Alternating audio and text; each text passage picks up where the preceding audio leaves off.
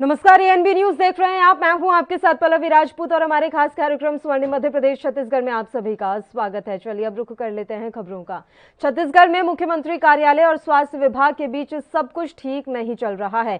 हालात ऐसे हैं कि स्वास्थ्य मंत्री टीएस सिंहदेव की जानकारी में आए बिना मुख्यमंत्री सचिवालय से फैसले लिए जा रहे हैं। आज टीएस सिंहदेव ने स्वास्थ्य सेवाओं से जुड़े मुख्यमंत्री के एक फैसले पर अपनी असहमति जता दी। उन्होंने यहां तक कह दिया कि इस बारे में उनसे किसी ने चर्चा भी नहीं की है। दरअसल 27 जून को जनसंपर्क विभाग ने बताया था कि सरकार ग्रामीण क्षेत्रों में स्वास्थ्य सेवाओं को बेहतर करने के लिए निजी क्षेत्र को प्रोत्साहन देने जा रही है। इसके लिए ग्रामीण क्षेत्रों में निजी अस्पताल खोलने पर अनुदान दिया जाएगा। मुख्यमंत्री भूपेश बघेल ने उद्योग विभाग को 10 दिन में अनुदान का प्रस्ताव तैयार करने का निर्देश दिया है। लेकिन सोमवार रात अपने निवास पर संवाददाताओं से बातचीत में स्वास्थ्य मंत्री ने ऐसे किसी फैसले से अपनी असहमति जता दी। उन्होंने कहा कि मैं इससे सहमत नहीं हूं, मुझसे किसी ने इस पर चर्चा भी नहीं की है।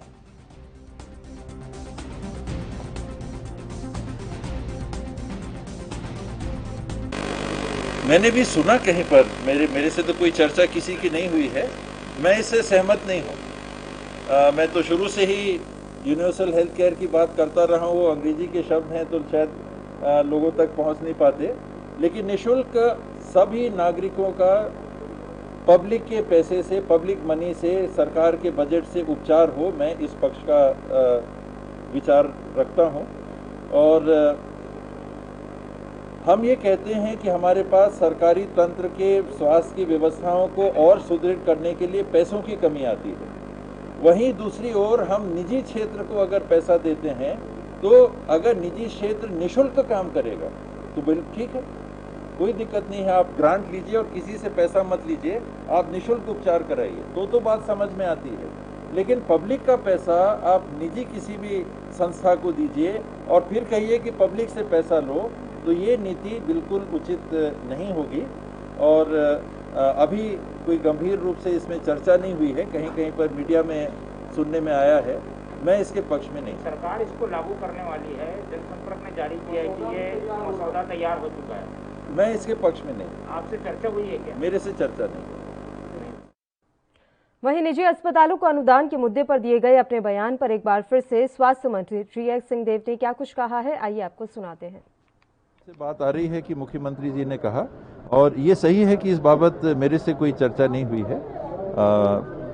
गांवों में निजी लोग जाके करना चाहेंगे, उसमें ग्रांट देने की बात है, उसमें मैंने जरूर अपनी राय व्यक्त की थी, क्योंकि ये सार्वजनिक बात आई कि नहीं उनको ग्रांट मिलना है। तो उस पर मैंने अपनी राय व्यक्त की थी कि सरकारी संस्थाओं को हमको पहले मजबूत कर लेना चाहिए और उसके बाद कुछ और करने पे विचार करना चाहिए। और निजी लोग अगर गांव में जाके कुछ काम करना चाहते हैं सरकार के पैसे से, तो उनको निःशुल्क करना चाहिए। सर, ये क्योंकि सरकार का पैसा पब्लिक का ही पैसा होता है। सरकारी पैसे से प्राइवेट जो है संस्थान खोले, हॉस्पिटल खोले, अगर उसमें कितना आप सहमत हैं? मैं सहमत नहीं हूँ। छत्तीसगढ़ में मुख्यमंत्री भूपेश बघेल और स्वास्थ्य मंत्री टीएस सिंहदेव के बीच मतभेदों की खबरों के बीच रमन सिंह ने भी कांग्रेस सरकार पर तंज कसा है। रमन सिंह ने कहा है कि सरकार के फैसलों का विरोध स्वास्थ्य मंत्री ही कर रहे हैं, तो फिर सच कौन बोल रहा है? बहस छिड़ रही है कि ग्रामीण क्षेत्र में प्राइवेट सेक्टर में हॉस्पिटल खोले जाएं। सवाल, सरकार किसी विषय को लेकर क्या कैबिनेट में कभी चर्चा नहीं होता? क्या सरकार की दूरियां इतनी बढ़ गई हैं कि गृह मंत्री को, स्वास्थ्य मंत्री को ये नहीं मालूम कि मुख्यमंत्री जी क्या किस विषय पे विचार व्यक्त कर रहे हैं और उनकी भविष्य की कार्य योजना क्या है?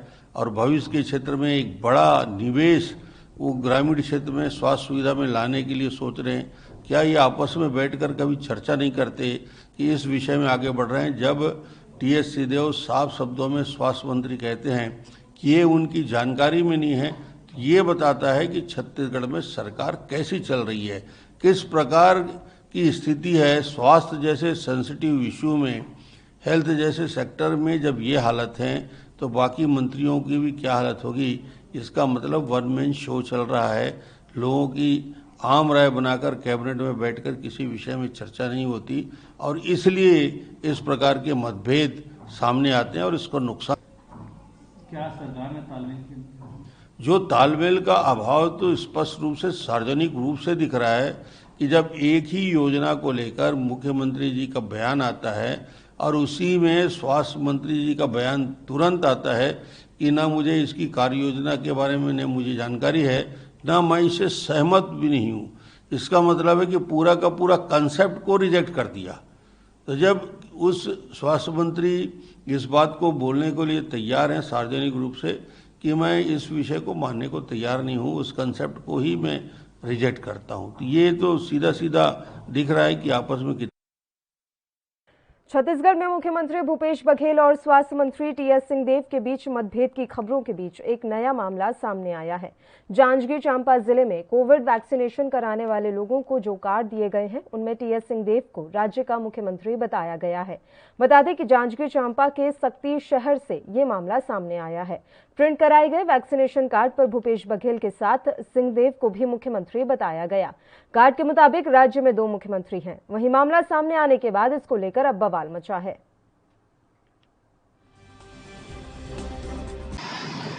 जिला जांजगीर चांपा के शक्ति विकास खंड के जो खनिज चिकित्सा अधिकारी है उनके द्वारा टीकाकरण कार्ड छपाया गया था और उसमें माननीय श्री टीएस सिंहदेव जी मंत्री साहब छत्तीसगढ़ शासन के स्थान पर जो पदनाम है उसको त्रुटिपूर्ण छपवाया गया है और इसके लिए उन्हें सौंपा।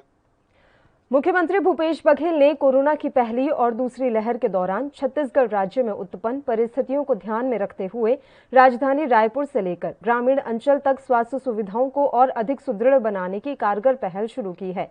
छत्तीसगढ़ सरकार बेहतर कोविड प्रबंधन के लिए स्वास्थ्य संस्थाओं की अधोसंरचना और उपचार की सुविधाओं को चाक चौबंद करने में जुट गई है। सीएम बघेल ने कहा है कि राज्य में स्वास्थ्यगत अधोसंरचना को मजबूत करने में कोई कमी नहीं छोड़ी जाएगी। विकास खंडों से लेकर जिला मुख्यालयों तक सरकारी अस्पतालों को सर्व सुविधा युक्त बनाने के लिए उन्होंने कलेक्टरों से भी कार्य योजना मांगी है। उन्होंने इसके लिए शासकीय और निजी हर क्षेत्र को साथ लाने की पहल की है। दरअसल राज्य सरकार की ओर से वैक्सीन उपलब्धता और वैक्सीन जागरूकता के लिए भी हर संभव प्रयास किए जा रहे हैं। इसके लिए सीएम ने जुलाई माह में 1 करोड़ टीके उपलब्ध कराने के लिए प्रधानमंत्री नरेंद्र मोदी को भी पत्र लिखा है।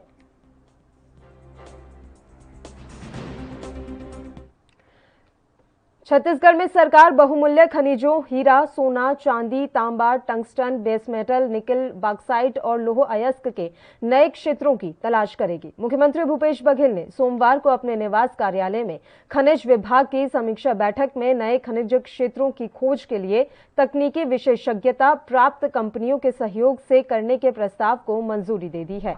बैठक में उन्होंने बताया कि इस वर्ष लौह अयस्क के 10 और चूना पत्थर के 8 समेत कुल 18 खदानों की नीलामी की जा रही है। इसे 6 माह में लगभग 200 करोड़ रुपए प्राप्त होगा। वहीं इन खदानों में खनन प्रारंभ होने से प्रतिवर्ष लगभग 1998 करोड़ का राजस्व प्रदेश को मिलेगा। मुख्यमंत्री ने बैठक में कहा कि प्रदेश में अनुपयोगी खदानों में जहां पानी इकट्ठा है वहां पंप लगाकर किसानों को सिंचाई की सुविधा दी जाए। गौण खनिज रेत से प्राप्त रॉयल्टी का वितरण संबंधित ग्राम पंचायतों को जल्द से जल्द किया जाए।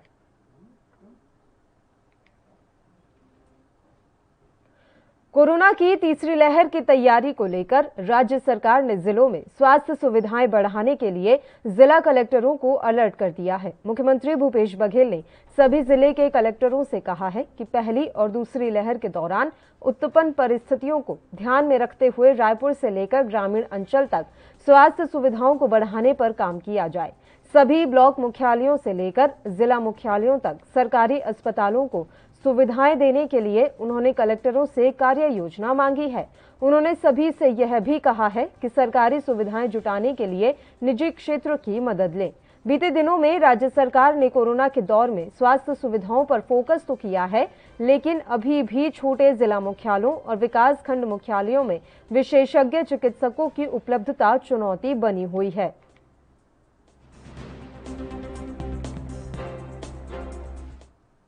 छत्तीसगढ़ के गोरेला, पेंड्रा, मरवाही जिले में अब सिनेमा हॉल, थिएटर, कोचिंग संस्थान सब अनलॉक कर दिया गया है। हालांकि कुछ शर्तें जरूर जोड़ी गई हैं। इसके साथ ही फिर 7 दिन का लॉकडाउन बढ़ा दिया गया है। अब यह 5 जुलाई की रात 12 बजे तक जारी रहेगा। सभी तरह की दुकानें और बाजार रात 8 बजे तक खुल सकेंगे, जबकि होम डिलीवरी की सुविधा रात 10 बजे तक ही होगी। जिले में शनिवार को टोटल लॉकडाउन रहेगा। इस संबंध में जिला प्रशासन की ओर से संशोधित आदेश जारी कर दिए गए हैं।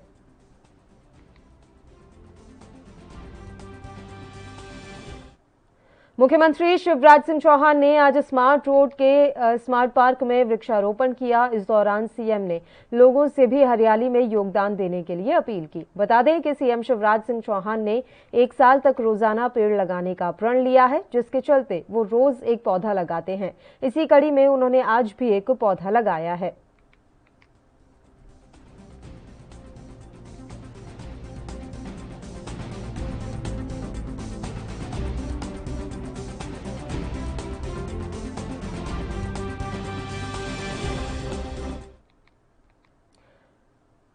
मध्य प्रदेश नर्सेज एसोसिएशन अब सरकार से आर पार की लड़ाई के मूड में आ गई है। पिछले कुछ दिनों से चरणबद्ध आंदोलन करने के बाद नर्सों ने अब अनिश्चितकालीन हड़ताल पर जाने का फैसला ले लिया है।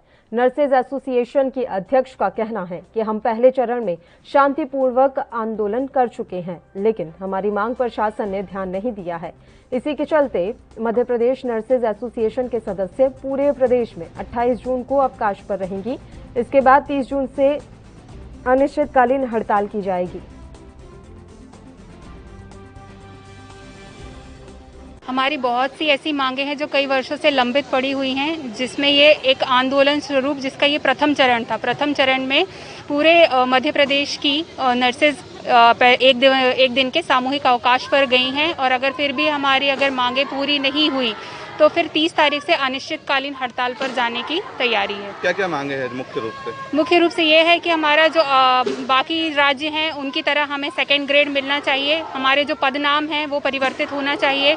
मेल नर्सेस को भी समान मौका मिलना चाहिए। पुरानी पेंशन योजना लागू करनी चाहिए। और जो उच्च शिक्षा हेतु इन्होंने जो एज रखा हुआ है, वो हमको लगता है कि एज हटा देना चाहिए, जो एज एक बैरियर के रूप में हमारे सामने है।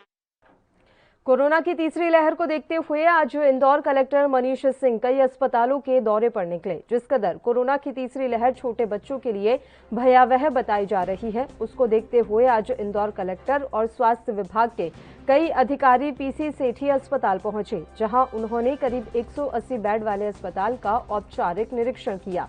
इस दौरान कलेक्टर ने कहा कि जो अस्पताल चिन्हित किए जा रहे हैं, वहां पर विशेष तौर से जच्चा और बच्चा के स्वास्थ्य को लेकर इलाज किया जाएगा। साथ ही अगर तीसरी लहर की भयावहता देखने को मिलती है तो ऐसे में और कई अस्पतालों को इलाज के लिए चिन्हित किया जाएगा।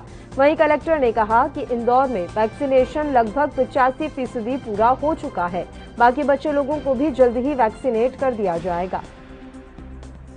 तीसरी लहर की तैयारी के लिए हम लोगों ने पीसी सेठी अस्पताल और हुकुमचंद अस्पताल को भी लिया है, और जिसमें कि जो पॉजिटिव माताएं जो रहेंगी, पॉजिटिव माता जो डिलीवरी के लिए आने वाली रही होंगी, उनको भी यहाँ लिया जाएगा। जो न्यू नेटल हमारे पॉजिटिव होंगे उनको भी रखा जाएगा, और पेडियाट्रिक आईसीयू भी बना रहे हैं, यहाँ पर तैयार कर रहे हैं। तो लगभग यहाँ इस बिल्डिंग में 180 बेड हो जाएंगे। उससे लगी हुई नया यूनिट आया, उसको भी देखने जा रहे हैं। वहाँ 40 बिस्तर करीब हो जाएंगे। बच्चों की ही यहाँ पर 14 वर्ष तक के बच्चों का ही है पूरा, और जो पॉजिटिव प्रेग्नेंट फीमेल्स हैं डिलीवरी की होंगी उनको रखेंगे यहाँ पर। ये पूरी तरह से मामला भिंड जिले की इगुरी बगुलरी मौजे का है, जहां 2 दिन पहले अचानक जमीन फटने से ग्रामीण काफी डरे हुए थे, जिसकी सबसे पहले खबर एएनबी न्यूज ने प्रमुखता से दिखाई थी। अब इस खबर का असर हुआ है और ग्वालियर से भूगर्भीय वैज्ञानिक का दल और भिंड एसडीएम उदय सिंह सिकरवार मौके पर पहुंचे। सबसे पहले हमारे चैनल के माध्यम से एक्सक्लूसिव तस्वीरें आपको दिखाई जा रही हैं। मामला 2 दिन पुराना है, जहां जमीन में दरार आने से ग्रामीण काफी डरे और सहमे हुए थे। छोटे बच्चे और पशुओं को भी काफी खतरा बना हुआ था, लेकिन अब खबर चलने के बाद भूगर्भीय वैज्ञानिक दल हरकत में आया और ग्वालियर से इगुरी गांव पहुंचा है। बताया जा रहा है कि जमीन के अंदर गर्मी की वजह से गैस निकलने के कारण जमीन में दरार आई होगी। हालांकि जांच के बाद ही स्पष्ट होगा कि आखिर जमीन फटने की असली वजह क्या है। फिलहाल जांच दल ने ग्रामीणों से इस जगह से दूरी बनाए रखने के लिए कहा है। ग्राम बगुलरी, क्योंकि ये मौजा लगा हुआ है, यहाँ से वो इंगुरी स्टार्ट हो जाता है, इधर बगुलरी स्टार्ट हो जाता है। तो यहाँ से जो बगलोरी का मौजा लगता है, यहाँ से 1 2 3 4 नंबर लगे हुए हैं। हाँ, 3 नंबरों में कम आई है, लेकिन 1 नंबर में थोड़ी ज़्यादा है। उसमें करीब 100 मीटर की दूरी होगी, ज़्यादा कुछ। क्या लगता है आपको? छत्तीसगढ़ के बलरामपुर जिले में 2 नाबालिग बच्चियों के साथ 2 बच्चों की ओर से बलात्कार किए जाने का मामला सामने आया है। बताया जा रहा है कि आरोपी बच्चों ने पीड़ित बच्चियों को जंगल में ले जाकर उनके साथ दुष्कर्म किया। दरअसल जिले के कुसमी थाना क्षेत्र में ये शर्मनाक घटना सामने आई है, जिसमें 2 चचेरी बहनों के साथ 2 नाबालिग बच्चों की ओर से बलात्कार किया गया है। सभी आरोपियों को पुलिस ने पकड़कर बाल अभिरक्षा गृह भेज दिया है। पुलिस ने बताया कि यह वारदात बीते 26 और 27 जून के बीच की रात की है। दोनों पीड़ित बच्चियां आपस में चचेरी बहनें हैं। वे किसी शादी समारोह से घर लौट रही थी और रात का समय था जब वे रास्ते में ऐसे जगह पहुंची जहां जंगल के साथ सुनसान इलाका भी था। इसी बीच 6 नाबालिग बच्चों की नजर उन पर पड़ी। सभी मिलकर बालिकाओं के साथ जबरदस्ती करने लगे और उन्हें जबरिया जंगल की तरफ ले गए। आरोप है कि 2 बच्चों ने बच्चियों के साथ दुष्कर्म किया, बाकी 4 बच्चों ने उनका साथ दिया। इस मामले में सभी 6 नाबालिग बच्चों को पुलिस ने पकड़ लिया है और उन्हें बाल अभिरक्षा भेज दिया गया है। ऐसा है कि गांव में शादी थी, जहां पर रात को मंडप का कार्यक्रम था। रात में जो 2 नाबालिग लड़कियां हैं वह अपने चाचा के घर जा रही थी सोने के लिए, जिस पर रास्ते में 6 विधि से संघर्षरत बालकों ने उन्हें रोका और जंगल में ले जा करके 2 लोगों ने उनके साथ बलात्कार किया। बच्चियों की हालत कैसी है? हालत अभी ठीक।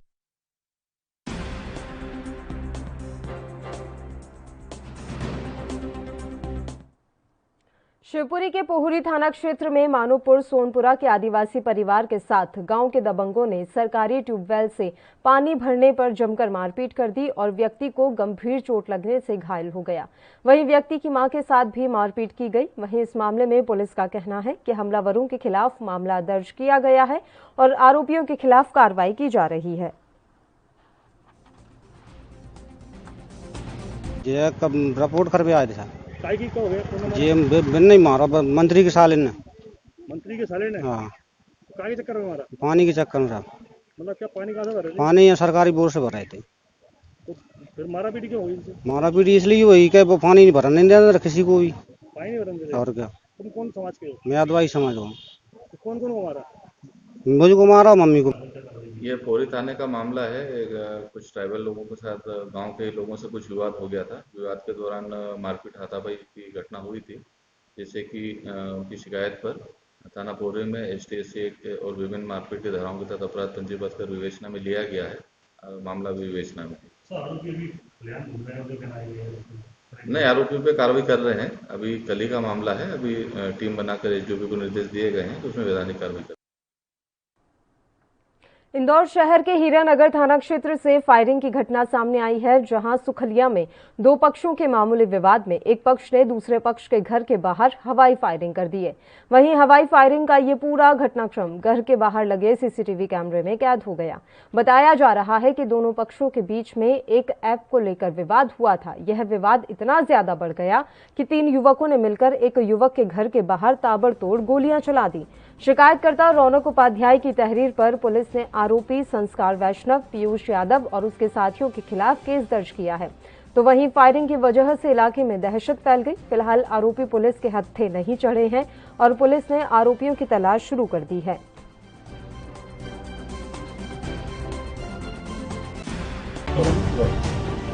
एक रौनक उपाध्याय सेक्टर CM रहते हैं, उनके द्वारा रिपोर्ट की गई थी कि परसों रात्रि में कुछ व्हाट्सएप चैटिंग के दौरान कुछ लोगों से इनका विवाद हो गया था, जिस पर से कुछ लोग इनके रात में 3 बजे लगभग घर आकर धमकाया और साथ हवाई फायर किया था।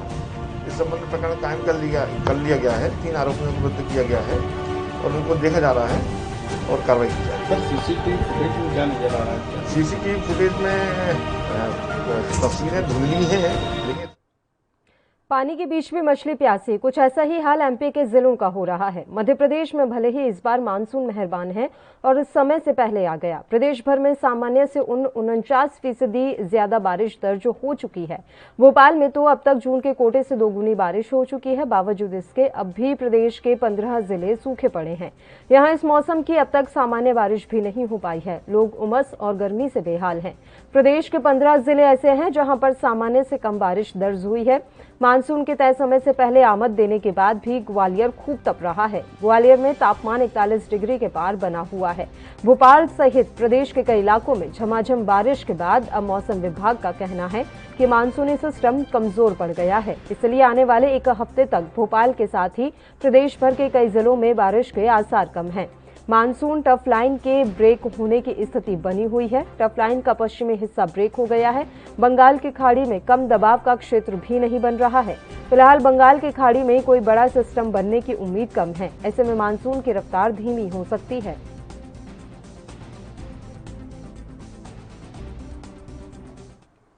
एमपी के उज्जैन में विश्व प्रसिद्ध बाबा महाकाल मंदिर को अब विशेष लाइटों से सजाया जा रहा है, जो त्योहारों के अनुरूप सजावट होगी। ये सभी काम स्मार्ट सिटी के अंतर्गत किए जा रहे हैं। स्मार्ट सिटी इस कार्य को करने के लिए गुजरात की एक कंपनी को ठेका दिया गया है, जो ये कार्य की लागत 5 करोड़ रुपए के लगभग है। वहीं 2 करोड़ बाबा महाकाल मंदिर में और 3 करोड़ उज्जैन के अन्य मंदिरों में खर्च किए जाएंगे। कंपनी के मैनेजर ने बताया कि जो उज्जैन के मेन मंदिर हैं, जूना महाकाल है और महाकाल परिसर के अंदर जो मंदिर है, कुंड है, इन सभी का परमानेंट RGVW कलरफुल लाइट लगाई जा रही हैं।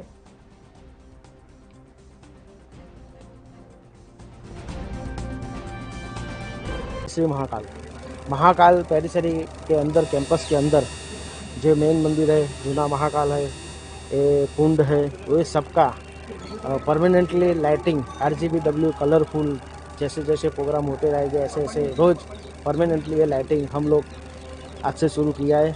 और पूरे उज्जैन के अंदर बाकी के जो बड़े बड़े मंदिर है उसका भी काम शुरू करेंगे। और ये बार त्यौहार के दिन अच्छे प्रोग्राम के हिसाब से जैसे जैसे प्रोग्रामिंग करना होता है ऐसे ऐसे प्रोग्राम में भी इसमें फैसिलिटी दी गई हुई है। और ये परमानेंट RGVW लाइटिंग हमने अवंतिकायां महितावतारं मुक्ति प्रदानाय भवतजनानां अकाल मृत्यु परिरक्षणार्थम वंदे महाकाल महं सुरेंद्रम। वर्तमान में जो भगवान महाकालेश्वर के मंदिर में विद्युत सज्जा चल रही है वो रिकॉर्ड तोड़ विद्युत सज्जा है। इसके पहले भी महाशिवरात्रि पर्व पे भी विद्युत सज्जा होती थी, नवरात्रि में विद्युत सज्जा चलती है। यहाँ पर अलग अलग प्रकार के डेकोरेशन होते हैं। बाकी वर्तमान में जो स्थायी व्यवस्था चल रही है बहुत ही अच्छी व्यवस्था है। और इससे जितने भी महाकाल मंदिर में जितने पुराने शिखर है वो लाइट ऐसी लगेगी सब चमक रहे हैं। महाकालेश्वर का शिखर अपने आप में शिखर है। और जो गवर्नमेंट की जो चलिए शिखर दर्शन वो 2 किलोमीटर 4 किलोमीटर दूर से भी शिखर दर्शन होंगे। वो भगवान महाकालेश्वर शिखर दर्शनम पापनाशनम ध्वजाधारी भरोसाधारी। महाकालेश्वर की मूर्ति के दर्शन नहीं करते हुए शिखर दर्शन से जो मूर्ति से जो पुण्य फल प्राप्त होता है वो शिखर दर्शन से ही प्राप्त होता है। इसीलिए गवर्नमेंट का वो अभी वर्तमान में जो उनके चल रहा है कि शिखर दर्शन सभी दूर से होना चाहिए, उसी के तारतम्य में यह लाइट लगा रही है। और इसी के साथ स्वर्णिम मध्य प्रदेश छत्तीसगढ़ में फिलहाल के लिए इतना ही। मुझे दीजिए इजाजत। देश प्रदेश की तमाम ताजा खबरों के लिए आप बने रहिए हमारे साथ।